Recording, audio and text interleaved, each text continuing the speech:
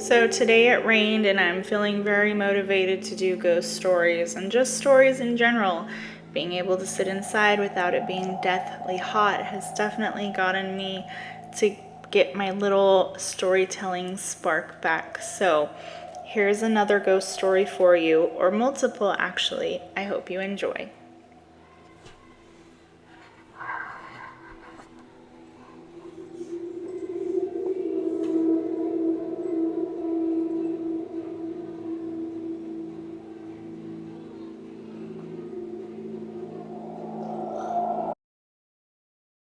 In the most northwest portion of California, known to be where the forest meets the sea, where sandy beaches sit on the western edge and just inland are magical preserved forest of trees known as the redwood giants, is Delnorte County. This is a place where most of the towns are built on the blood-stained lands of the indigenous tribes that were slaughtered during the gold rush out of pure greed, with the goal being to exterminate an entire race of people simply because they existed. Civilization here has been doomed from the beginning, and what is known as the American dream was built on the nightmares of the natives, and for that, an everlasting darkness plagues these lands, leaving an endless body count under a permanent cloud of despair. Many residents describe Crescentcity in Delnorte County as being cursed and having a hold on people while not even knowing anything about the history of the area. It's just a feeling and a drawing force that exists there. Even if you are one of the few who leave, this unknown force will bring you back, and no matter how far away you go or for how long, at some point you will always return. Even though it's a very small town that has generated nicknames like Depressant City or Crescent Shitty, the people who leave always come back. And some can never leave, even in death, with their souls seeming to be trapped and doomed to remain there for all eternity, and Maude is one such soul. Not very far away from Crescent City in Delnorte County sits an old historic lodge called Patrickscreeklodge, and in 1926, Maude was a guest at this inn. Young and full of life, Maude was engaged and ready to become a happy bride very soon. But her happiness would be short-lived, as when she was to start her descent down the aisle, her groom was not there. She would quickly find that with no explanation at all and no goodbye, her fiancé had abandoned her. Maude was so overwhelmed with emotions, she was angry, sad, embarrassed, and started to blame herself, eventually determining that she was unworthy of anyone's love. Overcome by her grief, she decided to end her own life, and she was found hanging in room 16 of the lodge, and her body was removed from the room. Her spirit would never leave, and almost a century later, Maude roams the halls of Patrickscreeklodge looking for her fiancé. Ghost hunters have made the journey to visit room 16 and encounter the spirit of Maude. Some are fairly recent and had the help of technology. These ghost hunters were able to record their sessions with her, and you can find them online as well. Even though she has communicated with the living, the reason her fiancé deserted her almost 100 years ago at the lodge, which was ultimately the reason for her demise, still remains a mystery. Honestly, if I were a ghost, this would be the first thing I would go find out. Though Maude seems to be the only spirit talked about at Patrickscreeklodge, she's far from being the only spirit who roams these lands. Just down the road, heading back towards Crescent City and the redwood forest, is a trail known as Stoutgrove. This trail attracts many tourists in the summer months, and the redwood forest is definitely a sight to be captured and shared. Right after a photo session with the redwood giants, one tourist noticed a red-headed woman right where she had just been standing and taking photos. After she went through her camera roll later on, she noticed the same woman in the photos looking very expressionless but also a little sad. So she did what pretty much anyone does these days and took to social media, not knowing anything about the tragedies that have afflicted this magical forest, Quickly learned who the redhead in her photo shoot was. In 1994, Camellia Randall was raped before and after her death, tortured, and murdered. Her body was found 20 feet down a ravine near the Stoutgrove trailhead in Jedediah Smith State Park in a sleeping bag with all of her belongings scattered around her. She met a very brutal death. Chunks of her flesh were removed from her face and body.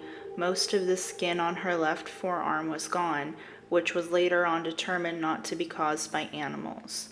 Camellia also had a hole in her left armpit area, and it was found during her autopsy that her left lung and heart had been removed, and her missing organs were never found. She had broken ribs, and her cause of death was strangulation with a belt. It's believed that there were multiple people involved with Camelia's murder, but only one person was convicted, my old next-door neighbor, Robert Wigley. While incarcerated and awaiting trial, Wigley told a few other inmates different versions of Camelia's death story. He always mentioned that his wife at the time was involved and sometimes another man. It does make sense when you look at the evidence that Wigley had a partner for this crime, but ultimately it was only his DNA contribution found, and Wigley will be incarcerated for the rest of his life. Many believe that Camelia's spirit will be trapped here until his partner is caught, though. Camellia is far from the only body that has been found in this forest or tragic thing to happen in Stout Grove. 6 years earlier than Camelia's death, Doug and Rosina Anderson were camping at Stout Grove in their van, and Rosina's employer knew that she had gone on a camping trip with her husband near the coast and became worried when she didn't arrive for her shift that Monday. 3 days later, the Andersons' bodies were found when a fellow camper went to check on their dog, who was tied up outside of the van. As she got closer, she noticed a cracked window in the van and was hit with the unmistakable stench of death. Rosina Anderson had been raped, and after violating her, the young married couple had both been shot to death. This tragedy would remain unsolved for almost 3 decades, and the serial rapist and murderer would only confess when his own life was put on the line. John William Kelly was on trial after DNA had made some serious gains and positively identified him as the person responsible for the rape and murder of a teenage girl in 1986. After the death penalty was put on the table, Kelly had to dig deep to save his own life and agreed to confess to another cold case to do so. The cold case he confessed to was Rosina and Doug Anderson, who had been murdered in Stout Grove 27 years before he confessed. These few cases may seem very gruesome and horrific, but they are far from the only incidents that have occurred over the years. The forest is a very popular body dump area, and being there are trails all over with walking and vehicle access, they're regularly utilized for this purpose. However, not all spirits that dwell in Delnorte County are tormented souls who have met a violent or tragic death. Some just seem to stay behind.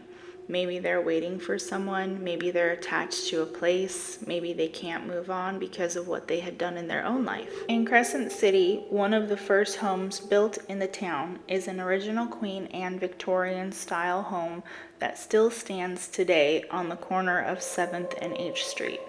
The first homeowner of this home, Lillian McNulty, was one of the first non-indigenous residents of the town back in the late 1800s. Lillian was preceded in death by her husband, and she passed away in 1957, leaving specific instructions in her will for her home to be used as a museum or library, but not a home. Lillian didn't leave any reasoning why, and it doesn't appear that she ever told anyone either. It was obviously important enough to her to leave it as her dying wish, but why? Maybe Lillian knew the house should not be lived in? Her final request would be respected, but only for a few decades.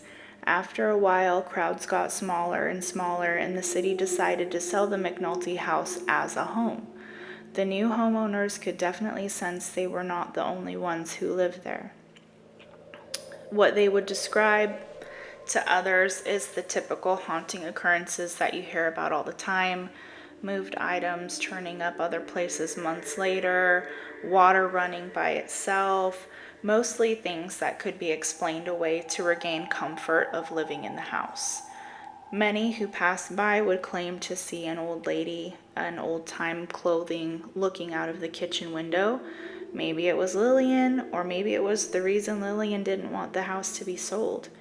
After the McNulty's house's reinstatement as a home, the first homeowners had a friend who was not a believer in the supernatural and would always take her friend's stories with a grain of salt, explaining them away in her head. She would tell herself, "Oh, the maid's just moving your stuff," or "someone turned the faucet on and then left the room and you just didn't see them." One day, when visiting the McNulty house, this friend of the new homeowner was patiently waiting for the tea that was being made in the kitchen to be brought out when she heard someone whispering behind her. Immediately perking up, she then felt a hand brush her shoulder, and this non-believer immediately jumped out of the chair to see that no one was in the room, and she could hear her friend still in the kitchen. And the hair stood up all over her entire body, and she flew across the room, putting her back in the wall in the corner of the room, so she was blocked behind her, and she knew no one could be back there. She also had a clear view of the whole entire room and could see that no one was in the room at all. Her friend, the homeowner, then emerged from the kitchen not knowing anything about what was going on, and her eyes just opened wide, and she dropped the tray and shrieked out, pointing behind her friend. But there's just a wall behind her friend because she's in the corner of the room, and she had made sure that no one was behind her, but there was. The homeowner finds her voice finally and tells her friend, "There's the ghost of a woman standing behind you," and both the women eventually agreed that it was the ghost of Lillian McNulty. So to this day, there are sightings of a woman in old-time clothing, and there have also been some sightings of a man in a top hat, maybe Mr. McNulty, I'm not sure. There have never been any facts found as to why Lillian was so adamant about her home only being used as a library or museum after her death. It is possible that the apparitions of the woman in old-time clothes is not Lillian. This home was built in the late 1800s, and this was during a time when slavery was in full swing. Though many treaties had been signed with the natives of this area by the time Lillian had built the home, many native women and children were already sold into slavery, and there was said to be housing help living with Lillian up until she passed away. Maybe it's as simple as Lillian caught her husband with another woman and shot both of them in the home, and their bodies are buried somewhere in or around, and the haunted McNulty house is where their spirits will remain until their case is solved. And that's going to do it for today. I hope you enjoyed hearing the stories as much as I enjoy telling them. Don't forget to like, love, go ahead and leave me a comment if you like what you heard, subscribe, and turn on notifications so you don't miss the next installment.